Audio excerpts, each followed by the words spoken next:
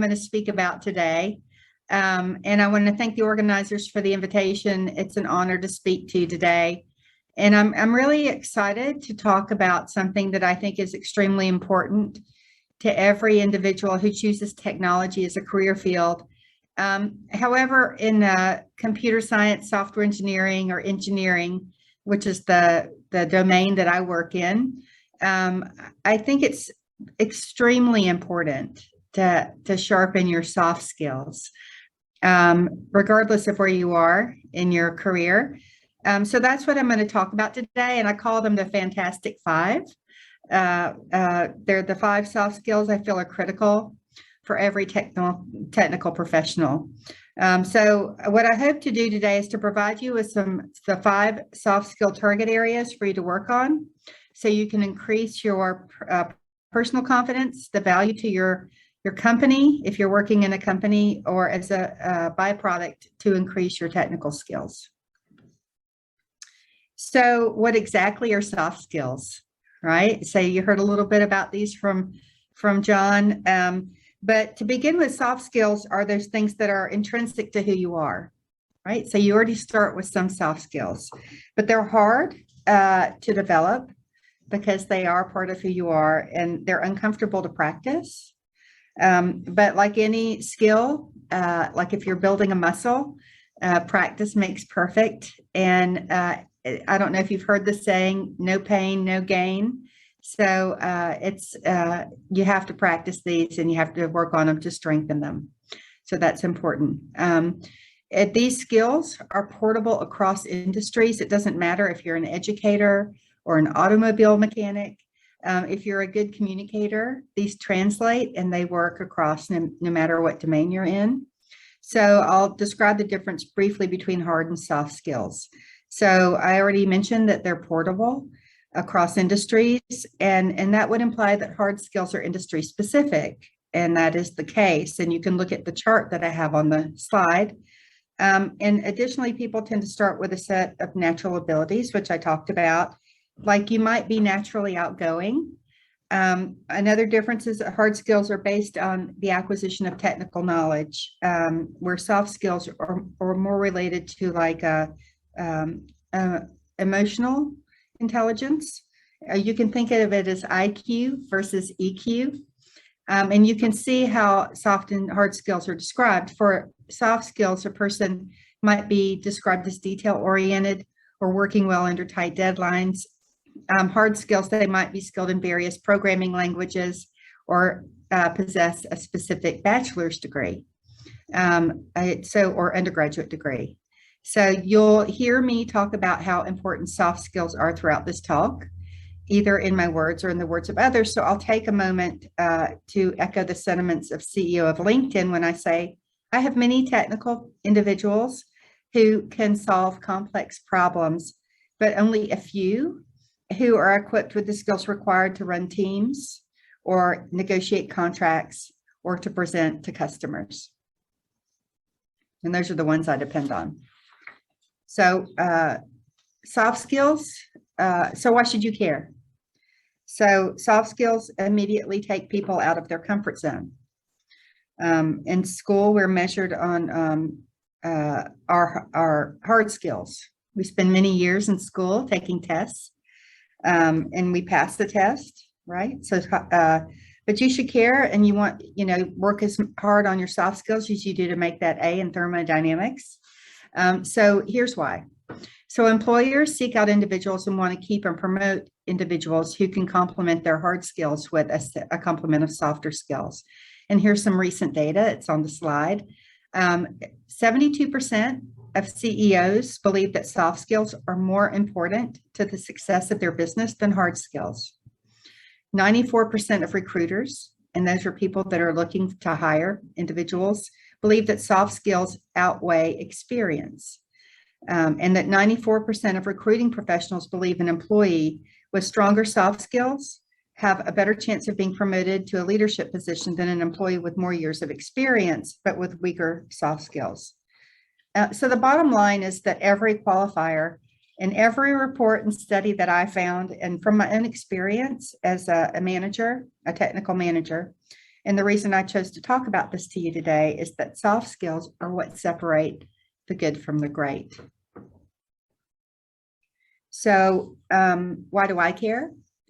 I have been responsible for delivering software and systems products for years, for my entire career, just about. And I have been a hiring manager for teams that build and deliver products.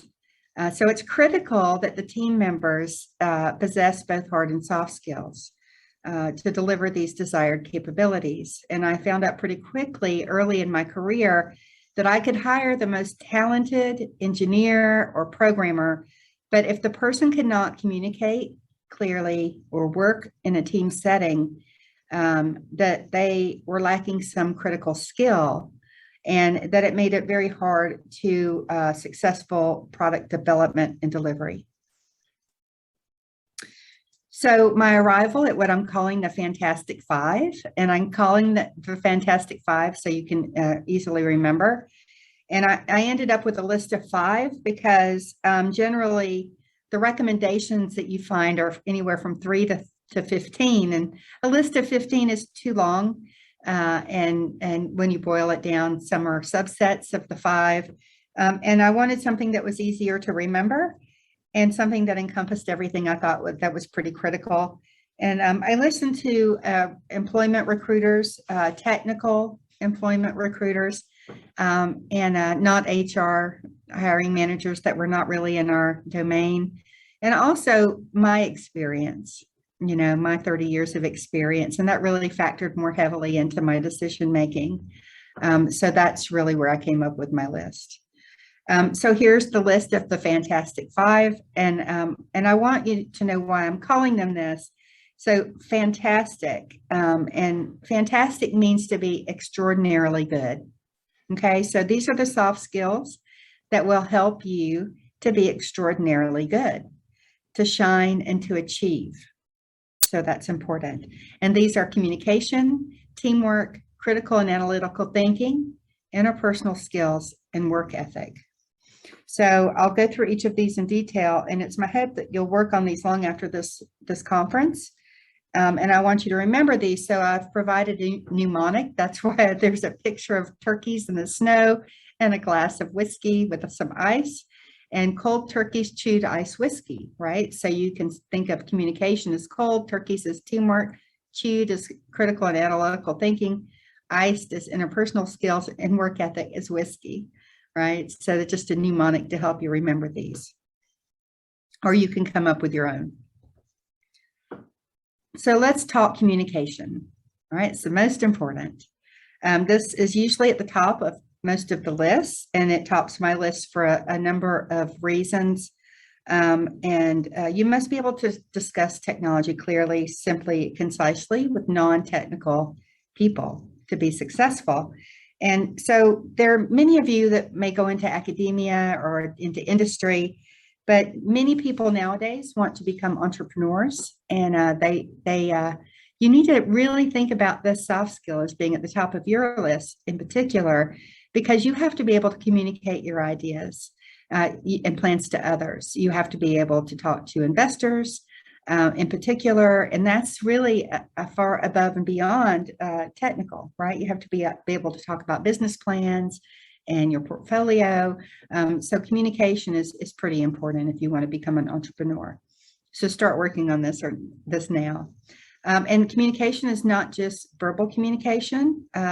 Most emphasize the importance of clear verbal communication, because that's where most of us tend to be the weakest and where we need the most practice.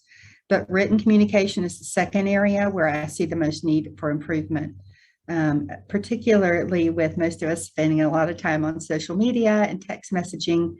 You need to really think about how to improve clear and concise written communication. There's if you see at the bottom, there's a Holmes report that's often cited, and it reports that barriers to communication often result in over $26,000 annually for each employee that companies report. And these are non-trivial losses to the corporate bottom line. So companies really care about communication when they're looking to their employees and who they're hiring. So I wanted to talk a minute. You'll see the 7-Eleven with a bar on it on this slide. And this is something that I heard about when I was in college. And I forgot what class it was in, but they told me that within the first 7 seconds of meeting someone, that people are making 11 impressions about you. And this used to really intimidate me. I was very shy, believe it or not, and not really confident. And so this would intimidated me. And I don't know about you, but within the first 7 seconds of meeting someone, I'm not very good at names. I'm just trying to remember someone's name, trying to think of something to say, trying to start the conversation. I'm just trying to survive the introduction. So I'm not really making a judgment call. So I'm just trying to be nice and get along. So at some point in my career, I started to doubt this 7-Eleven statement. So I looked for the research, and guess what? It's an urban myth. It's not true. So the only reference I could find claimed the source to be from a university study by an individual, Dr. Michael Solomon. And he said that it's an urban myth. And he said he's asked about it frequently, and that there's no such study to support the claim that's made. But there is a lot of evidence that suggests that people do make quick judgments about others. There's just no research to claim that it's, 11 judgments in 7 seconds. So regardless of the exact timeline and the number of decisions, just remember not to jump to conclusions about people when you first meet them. I know that you've all probably can think about a situation where you may have thought initially something about someone and then you changed your mind completely. Another thing to think about is when you're presenting to an audience, this is very important, that it's so important for an audience to understand your technical explanation and to not set the bar too high, to make sure that you target your audience correctly, that if your audience does not understand your explanation, they will find you to be less smart and less credible. And you will experience a loss of credibility. So I've seen a lot of times, I work in a very sort of fast-paced technical environment where people have tremendous technical credentials. They make the assumption that the audience knows what they're talking about. Many times they don't. But the typical audience is not there to try your PhD, so to speak. And most messaging should be targeted at 11th or 12th grade level. You should spell out all acronyms, and you should explain all technical. Don't assume that everybody understands the technical thesis you're presenting. Make sure that your message is clear and focused, and that it's delivered in short chunks so that you will be successful in what you're trying to convey. It's very important. You'll see at the bottom, again, I'm emphasizing email communication. It says, this is from Dilbert. It says, dude, why haven't you answered my email? And he says, your message was so poorly written, I didn't understand it, and I didn't dare to start a dialogue. Maybe I should have a talk with your boss, he says. And he says, well, maybe you should email him. So important to remember to make sure your email communication is just as clear as any presentation. So this is I think this is a hilarious example of how words have meaning. My husband and I have horses, and we go to different horse camps. We take our horses and go riding. So I walked past this sign many, many times. My husband, who is an electrical engineering PhD, he said, be careful of that sign over there. And I said, what do you mean? He said, well, read it carefully. And so consummation and consumption have very different meanings. And the sign says consummation. So I'm sure what they meant was the water was not for human consumption, but words have meaning. So be careful when you're, spell check, get someone else to read what you're writing, but words have meaning. So again, I'm going to talk about email. and text messaging. So I've seen many examples, and this happens with maybe younger staff members, but they tend to write their emails like they're writing a text message. And email is a permanent record, and it should be considered a more formal vehicle of communication. When texting, people are using more informal rule structures, and they make their writing sound like a conversation. But email is held many times for more than 2 years. It can be used for legal representation. It's important to understand that, and it's important to think about who you're addressing and how you're addressing in an office setting, even if it's personal email, in particular an IEEE email. It is also held for a period of time. Volunteer email is held. So just remember, here's 2 examples, the text version and then the email version, just to really show you the difference of when you're using either form of communication, how you should prepare the communique. So this was shown to me a long time ago, and at the time it contained facts, which I didn't, nobody uses facts anymore for communication. But there are levels of communication, right? And at the top of the screen, you see like the can. We used to play this game where you put 2 cans with a string and then you talk through them, which didn't work very well. But so this is something I really never forgot. And I thought at the time when I was 20 years old and working that, you could just, we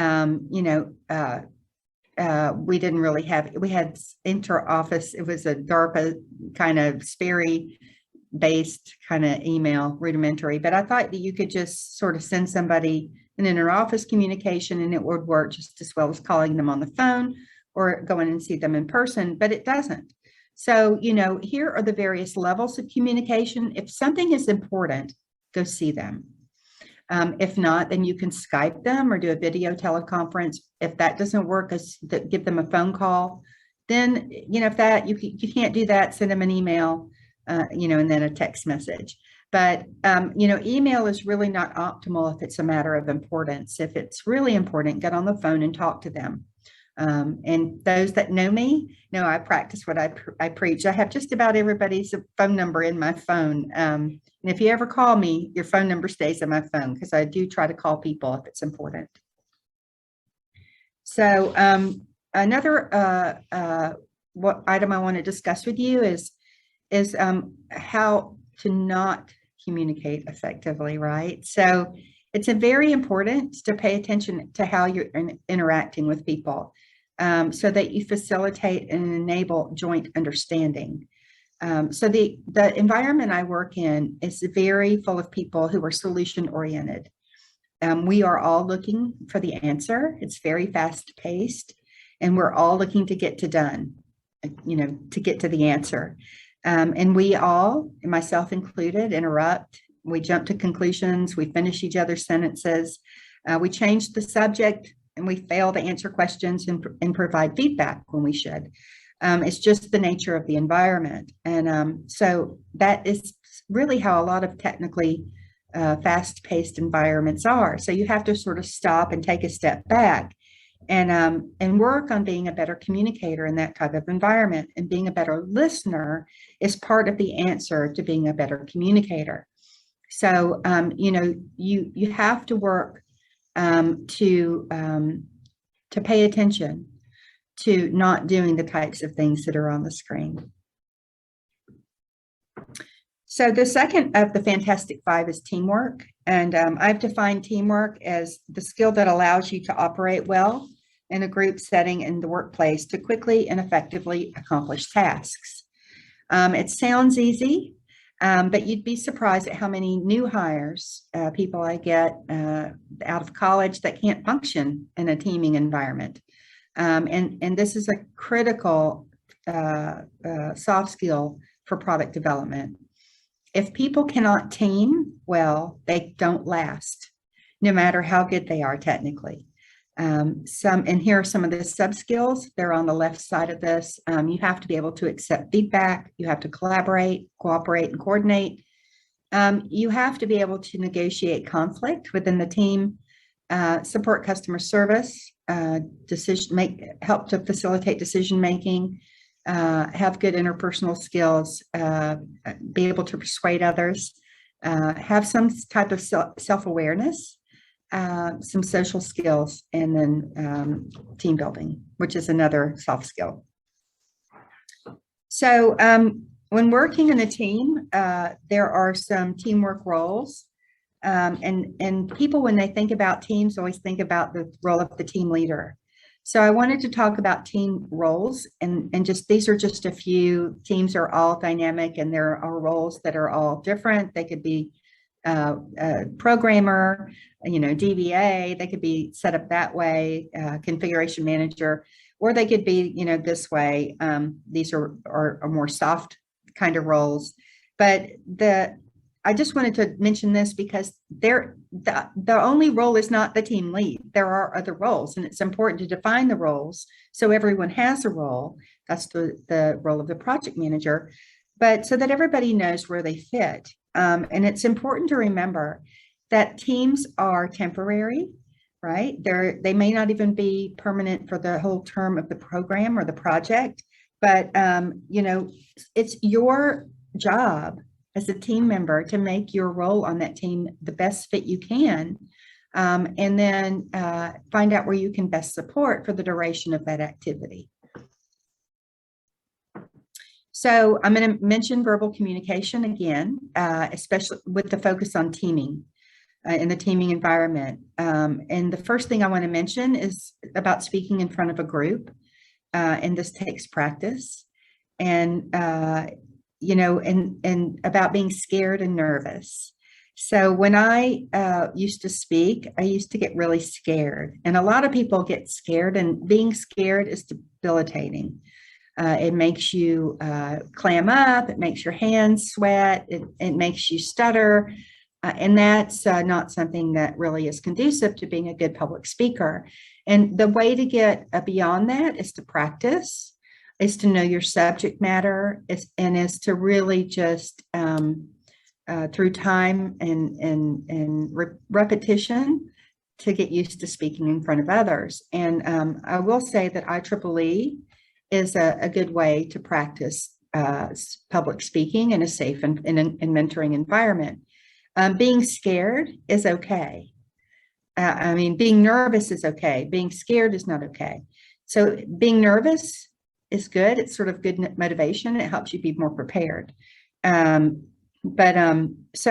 it's with any presentation, it's important to think about your overall approach, the entirety of your presentation. Do enough research. The better prepared you are, the more comfortable you'll be with your audience. And think of examples to help your audience understand the points you're trying to convey. Verbally communicating with teams is usually about how to convey getting to done. I always like to talk about getting to done. What is your goal? And so here's an example for me from my personal experience. On a recent effort, I met with some of my staff to discuss the development of a technical presentation to senior leadership. Now, these were some generals.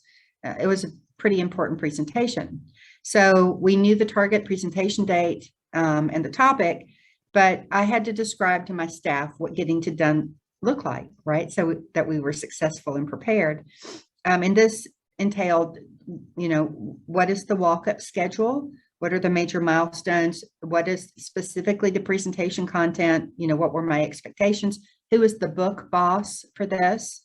Who is responsible for, gathering all the content and configuration management?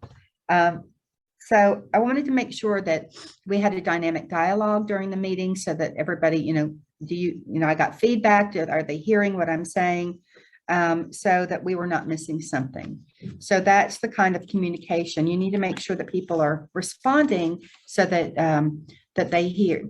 You're sure that what you think they're hearing, they're really hearing. With clients, verbal communication is probably the single most important tool you have. And it's important to focus on their needs, to ask for clarification and ask open-ended questions.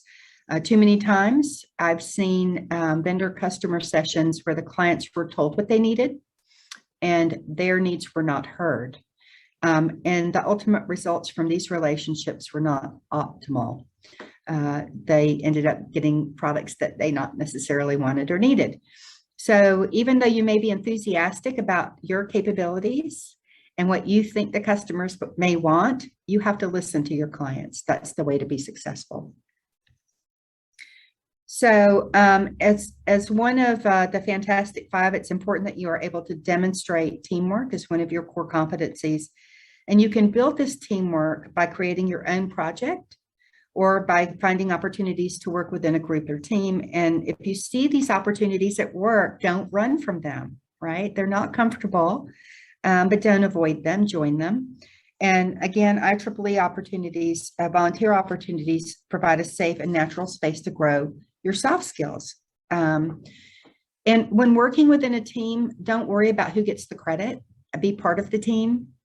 Do your part, pitch in and contribute, and the credit will come to you. Remember, you're part of a whole. Work with the group members, contribute and share ideas and opinions. Take responsibility for something and see it through. And be sure if you provide feedback that it's done in a constructive manner, in a positive manner. So I love this quote from Brené Brown. She's an author that writes a lot of books on leadership, and I really like her books. I recommend them. And she says, a leader is someone who takes responsibility for finding the potential in people and processes and has the courage to develop that potential. So that's something that I really think is important to remember if you're interested in being a leader. So I just wanted to show this slide. I think it's really a simple, excellent demonstration of teamwork, right? Just two kids.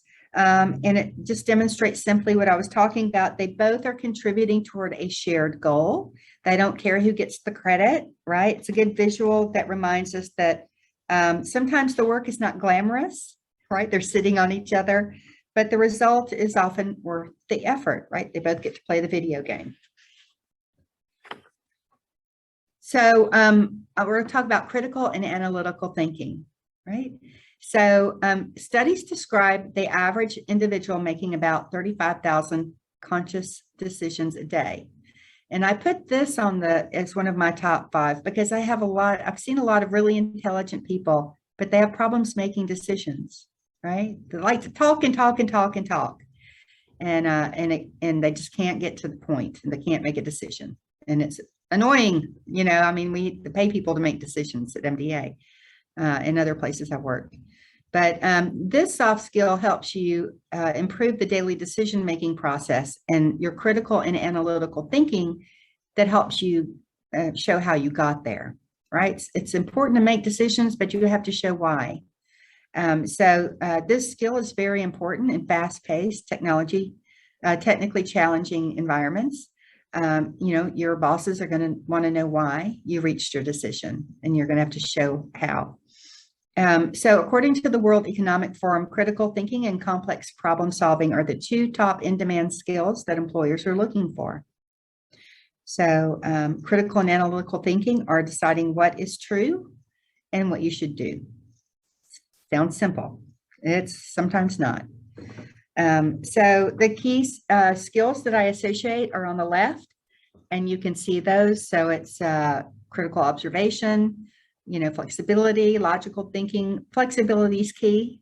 People get mired. You'll see I have a slide next where people get mired in the tar pit of they're rigid. A willingness to learn and open-mindedness. So I like this slide. I think it's kind of, if you've ever been in a problem solving, you have a really complex problem with a tiger team, this makes sense. But this is, you know, you kind of shows, you know, the sort of the healthy part of, you know, you question, you form a view, you debate it, but then on the right, you get mired in the tar pit of misunderstanding, lack of focus, you know, which, you know, it's easy to do. So it's important to really think about and apply critical and analytical thinking, and to know the direction you're going in, and to apply some clear technical thought to the process. So the key to developing this soft skill is to practice it and to problem solve practice. You know, I see there's some text that I list on this slide. There are lots of other, there's a critical thinking skills workbook, the analytical mind, they're both on this. But the key to practicing your critical skills development is the ability to step back, to remain objective, to listen to all input, and to remain neutral, and to persevere. Some people just get worn out by the process and give up. But, you know, and I love the quote on the bottom. It says, "My father used to say, don't raise your voice, improve your argument." That's key. So the next fantastic soft skill that I'll talk about is interpersonal skills. And I like to quote Stephen Covey, who stated, "You cannot continuously improve interdependent systems and processes until you progressively perfect interdependent interpersonal relationships," which is good. If you have a dysfunctional team, you're not going to do anything to improve the processes that you're working on in your technical environment. So according to Myers-Briggs, I don't know if you've ever heard of Myers-Briggs or taken a Myers-Briggs personality inventory, but you should. It kind of is very personally illuminating. But most programmers and engineers prefer to focus on their inner worlds, or are introverts. And I hate to tell everyone that, but that's just really the case. And I'm included in that. According to a study published by Baumeister and Leary, we all need connection and engagement to thrive, no matter how introverted you are. So that's good news. The need to belong and interpersonal connection is recognized as being fundamental to motivation and productivity. So as managers, if you plan to go into management, that's important to remember. Positive face-to-face interactions are where we receive empathy and connect with one another, and is highly correlated with human satisfaction and creativity. And I think that's why this past year and a half has been a challenge, because we've all been so isolated by this COVID pandemic. Why online webinars like this are so good. But interpersonal soft skills are important because they help us develop and foster strong working relationships with each other, with clients. They contribute to increasing team and organizational productivity, help us create an overall more positive work environment. They're particularly important when working in fast-paced and constantly changing work environments. I've seen programs where strong interpersonal relationships existed with the client, where things didn't go quite so well, but the program survived because of those existing relationships and there was strong communication. So it's really important that you have good interpersonal skills, good relationships, and communication. So as with the other soft skills, you can practice your interpersonal skills. And these are something you can work on each day as you interact with others at work, right? So if you find yourself keeping your head down and walking through the halls, stop it. You have to stop, say hello, practice on speaking to other people. You know, it's just how you engage with others. It's that simple. And pay attention. How do you engage with other people? Do you actively listen? Do you pay attention? Do you look at people when they're talking to you? Do you let them finish, or are you too overengaged? Do you let people finish their sentences, or do you speak over them? Do you ask people questions? There are ways to show you're interested and engaged. So think about your voice, your tone and cadence. Do you speak too softly or too quickly? And think about your body language. So there are lots of books about body language that are very interesting to read. I would recommend that you read some of those, that you can pay attention to cues from what other people are trying to tell you with their gestures and their body language. Believe in yourself. Being insecure will affect how you interact with others.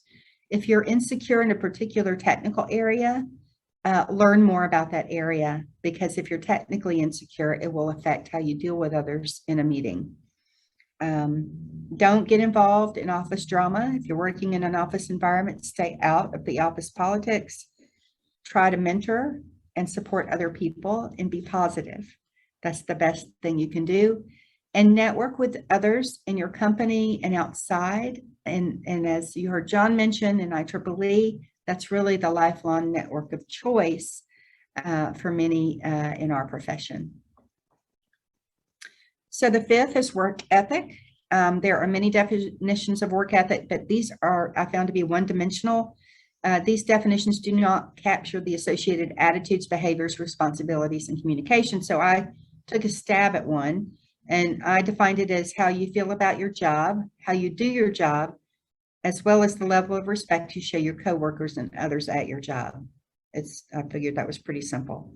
And you can see on the left the key characteristics that you should have and how they directly relate. So it's important to have good, strong work ethic, and ultimately it will show the strength of your character and present you in an all-around positive person at work. And it will be to your advantage. If you're looked favorably by your coworkers and your superiors, you'll have a better chance of advancing your career. So there are a few key items to practice to start practicing a good work ethic, and they're just common sense, right? Be on time, arrive a little early for all appointments. For folks that know me, know I do this. I did it for this webinar. Pay attention to how you're dressing. Have you read the office dress code? Are you in compliance? Don't put your cell phone away at work. Put it away. You're not there you're not being paid to be on your cell phone, or at least keep it on silent. But do your best, stay balanced. Many companies these days are demanding more than 40 hours work a week, and you're being paid for 40 hours work a week. I mean, some overtime is okay, but if you're on salary, you need to try to stay balanced and not get too burned out. So one thing I did want to talk about is building your resume. You won't get a job unless you show that you're balanced on your resume. A lot of recruiters are looking for these soft skills on your resume. And you need to be able to have both hard and soft skills on your resume. And so I'll give you an example. If I were looking at resumes, I would look for an engineer who's both highly technically competent while being able to understand the business and acquisition side of things, and the ability to communicate well with clients, right? So your hard and soft skills should complement each other. They're looking for sort of the total package, and it's very competitive. And I'm going to give you I do a whole talk on resume and interviews. So I use, there's something I call the STAR method, which I recommend. It helps you translate your skills into resume format. And it's, you talk about the situation, the task, the action, and the result. And it helps you sort of break down specific job activities and the impact that you specifically had. And you incorporate your soft skills into and the technical impact into the STAR method. So you can also leverage IEEE. Here's some examples: communication, speaking events, or teamwork. If you were a chair, maybe of a local section or chapter, or standards activity, they're very important to put on your resume as well. So I just really wanted to say that it's important that when you're thinking, getting prepared for your career, no matter where you are in your career, that you remember to think about your soft skills. They're just as important as your technical skills. You see the people that are very successful, the people that are in leadership positions, and they, I think, excel at the 5 that I've listed. And they are the key to building relationships, gaining visibility, and create more opportunities for advancement. So I don't know if there are time for questions, but I'm happy to answer any questions, and I'll stop sharing. But I do appreciate greatly the opportunity to speak to you today. And I hope you've enjoyed my talk.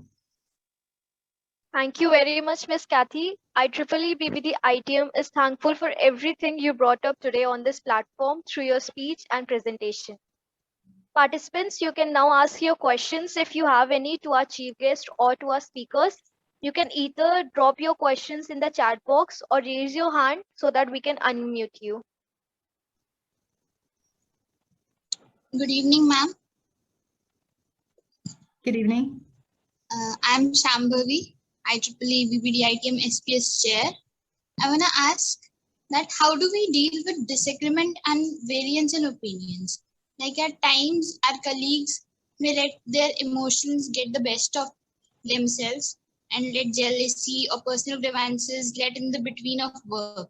How do we handle with them, and how do we show our professional side, ignoring all this and get the work done or task achieved? Right. Yes, professional jealousy and pettiness is hard to deal with in the workplace. And what I've found sometimes is you can take the individual aside, and like if it's a break time or before or after work, and sit down and calmly try to talk to them. It's important to not make it personal, right? Read some books on facilitation or on communication before you do this, so that you're prepared and so that you don't become emotional. But usually when it's important to understand what their motivation is. Sometimes people are just bullies, though. And there's a really important book. It's called The Bully at Work.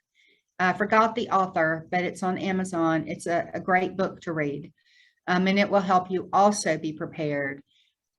First, I would recommend you try to have important to have parameters on the time frame of the discussion, so you're not there for hours. Maybe say, can I speak to you do you have a half an hour, or do you have 15 minutes? But try to have a conversation where you can resolve the issue or find out what's really bothering them. If that does not work, then you can have a facilitated conversation with someone to help resolve it. Maybe I don't know about bringing in your boss, but maybe there's a team lead or someone else on the team that you both trust, and that can help. If you bring in your boss, it tends to elevate the situation, but that's what I would try first. Thank you, ma'am.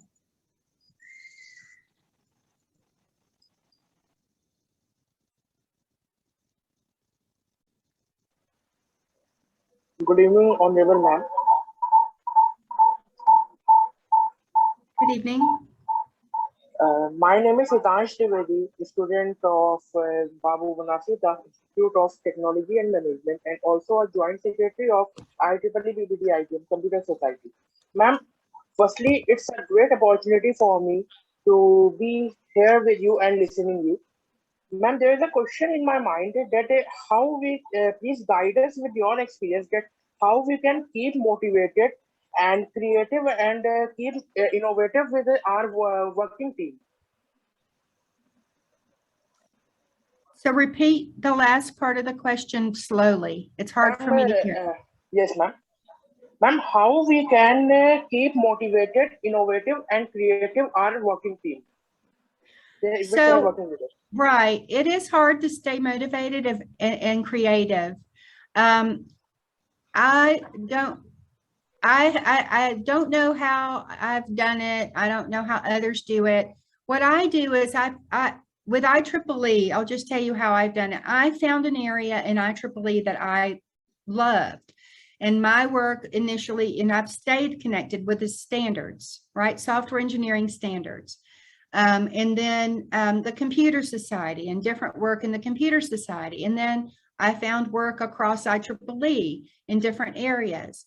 IEEE is very broad and very big, and there is lots of stuff that interested me. So what you have to find an area that just really, really intrigues you. And technology is amazing that way.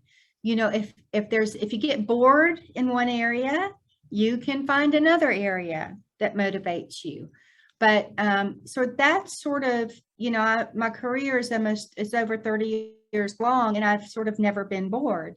But I've not stayed in the same area. It's software engineering, computer science, and it's always changing.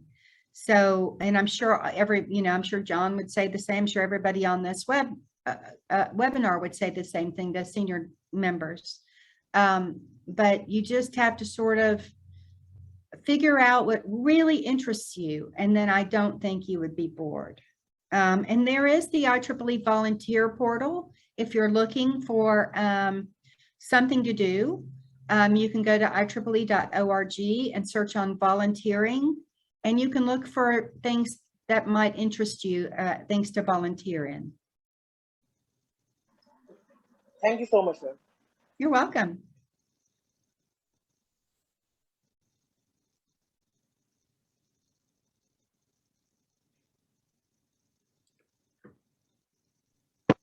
Is there anyone else who wants to ask the question?